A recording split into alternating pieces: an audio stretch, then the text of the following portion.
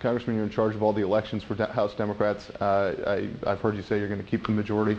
I want to know, are you going to have more or less than a 10-seat Democratic advantage, more or less than 228 seats coming back?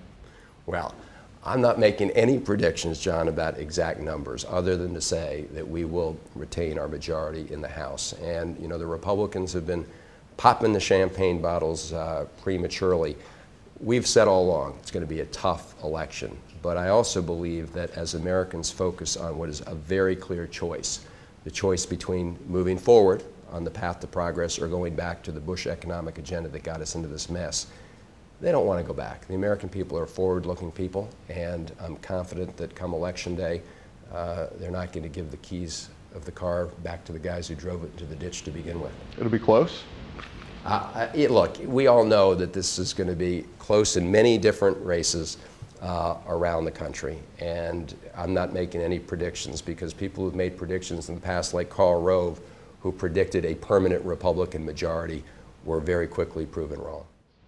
What would you encourage Democrats on the campaign trail to say in terms of what Democrats would do if they continue to control the House, the Senate, and the White House in the next 2 years? Because we've heard a lot about Republicans going backward to the Bush era. What's going forward, and would you encourage them to talk about how fast they're going to move forward, or maybe talk about a more limited role in the coming 2 years?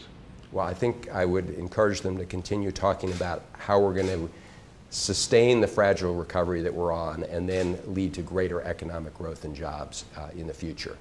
Among the items that we're focused on are, number one, getting rid of these perverse tax incentives that actually reward American companies that ship jobs overseas. Now, we've taken some steps already to do that over the strenuous objections of our Republican colleagues who voted to keep those tax incentives in place. In other words, they voted to support the overseas profits of multinational corporations over American workers and jobs. It's as simple as that.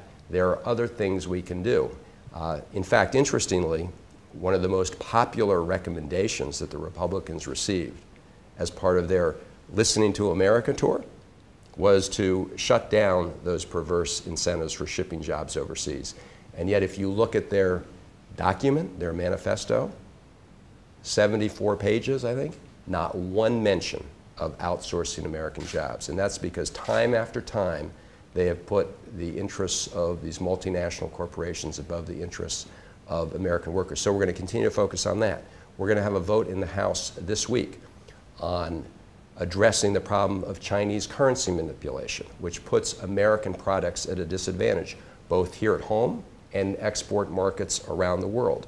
We need to take action on that. We're hoping our Republican colleagues will join us on that. Republicans just came out with their Pledge to America 2025 policy proposal, certainly a larger thing than the 6 for 06 that helped Democrats in, a little beefier than the Contract with America.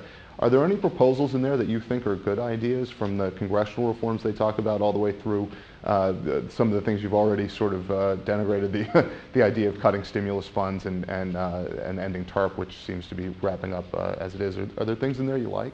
Look, it's 47 pages. I've looked at that. They have some proposals as it relates to small businesses.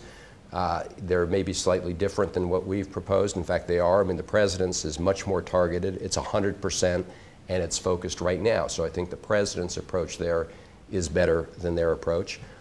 They have some other things in there that it's possible that people could look at. But what was very surprising was what was not in there. And I mentioned the fact they didn't mention outsourcing. I'll tell you something else that was really interesting. After all their hype about eliminating earmarks, there wasn't any mention in their 47-page document about earmarks. Now, when the Republicans were in charge of Congress, earmarks quadrupled, and the money value of those earmarks skyrocketed.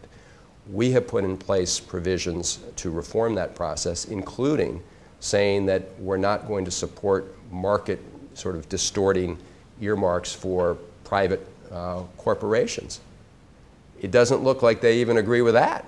Looks like their appropriators want to go back to the days when they can just do, you know, unlimited amounts of earmarks. So that's where you got to read between the lines. We all know that was a big debate within the Republican caucus. Not one word about it in that 47-page report.